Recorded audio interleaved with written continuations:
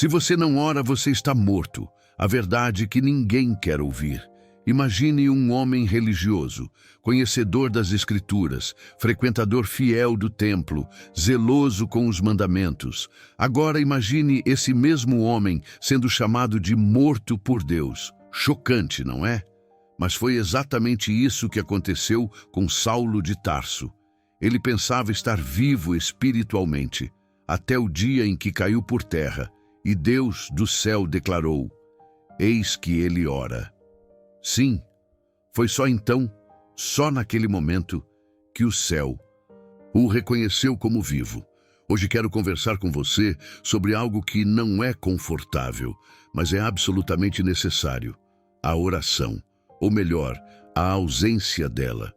Porque se você não ora, você está morto.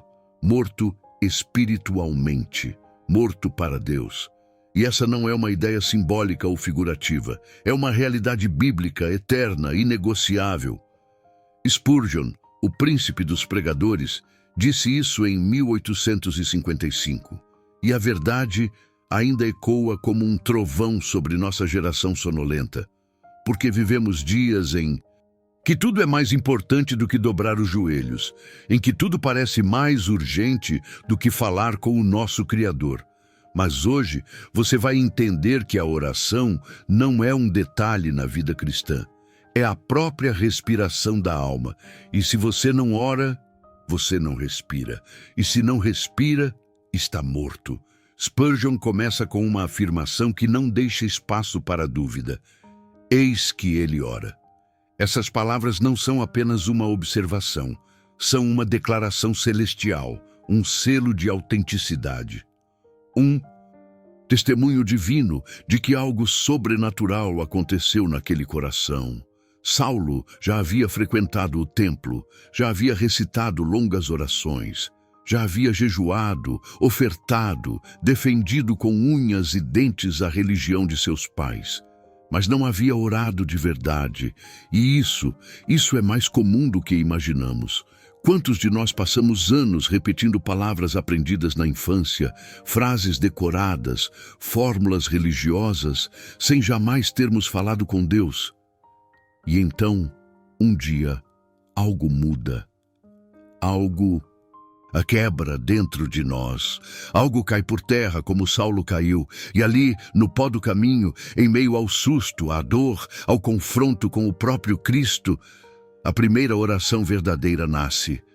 Não é bonita, não é elaborada, às vezes nem tem palavras. É só um suspiro, um gemido, uma lágrima, mas é vida. Porque quando a alma se volta para Deus, quando o coração clama, mesmo sem saber como, o céu responde: eis que ele ora. Você já teve esse momento? Já sentiu esse quebrantamento? Já orou de verdade? O que mais me fascina nesse sermão é o modo como Spurgeon descreve o céu reagindo à oração de um pecador. Ele diz que todas as harpas do céu vibram com a música de um gemido sincero, que uma lágrima é colhida e guardada no odre celestial, que o trono de Deus se comove quando um lábio treme e balbucia uma súplica. E não estamos falando de orações longas, eloquentes ou teologicamente perfeitas.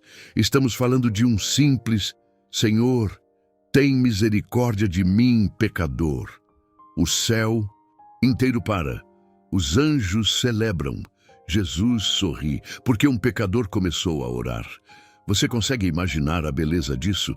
Em um mundo onde as pessoas correm atrás de tudo: dinheiro, fama, prazer. Uma alma que se ajoelha diante de Deus se torna o centro da atenção do céu. Talvez você se sinta pequeno demais, sujo demais, fraco demais. Mas ouça, não é o quão forte você ora, é o quão sincero. Não é o quão bonito soa, é o quanto vem do fundo do seu ser. Ananias ficou assustado quando Deus mandou que ele fosse até Saulo.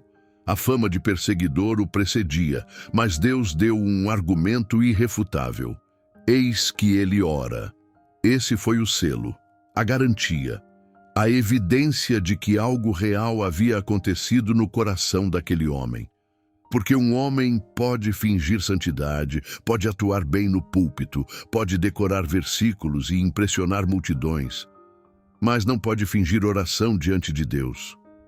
Você ora? Não estou perguntando se você fecha os olhos antes de dormir. Estou perguntando se sua alma clama, se seu coração arde, se seu espírito se derrama. Se a resposta for não, então algo precisa mudar, urgentemente, porque a oração não é opcional, ela é a prova de vida. A ausência dela é a assinatura da morte espiritual. Spurgeon dizia que visitava muitas igrejas e ficava entristecido ao ver cultos cheios, mas reuniões de oração vazias. Isso em 1855. Imagine hoje.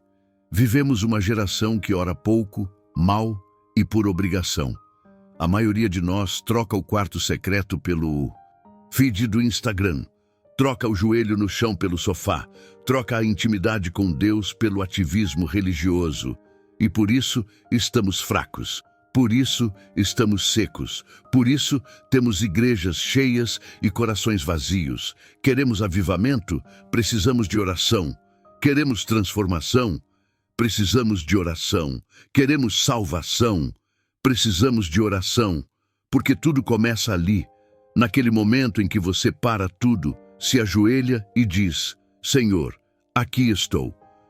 A oração verdadeira começa quando percebemos que estamos perdidos sem ela. Quando entendemos que não é possível viver, resistir, vencer ou crescer sem falar com Deus. Ela começa quando deixamos de lado as máscaras, os protocolos, as frases prontas. Quando a alma, nua e quebrada, se lança diante do trono e diz: tem misericórdia de mim. Você já orou assim? Já chorou diante de Deus? Já se prostrou sem força e mesmo assim murmurou uma súplica? Isso é oração. Isso é vida. Isso é o que o céu reconhece como sinal de conversão.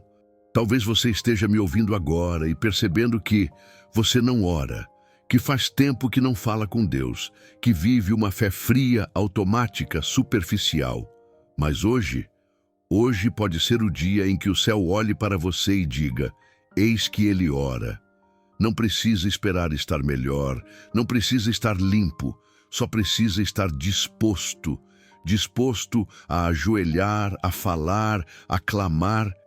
E se fizer isso, se orar de verdade, algo vai mudar, porque a oração não só transforma circunstâncias, ela transforma você.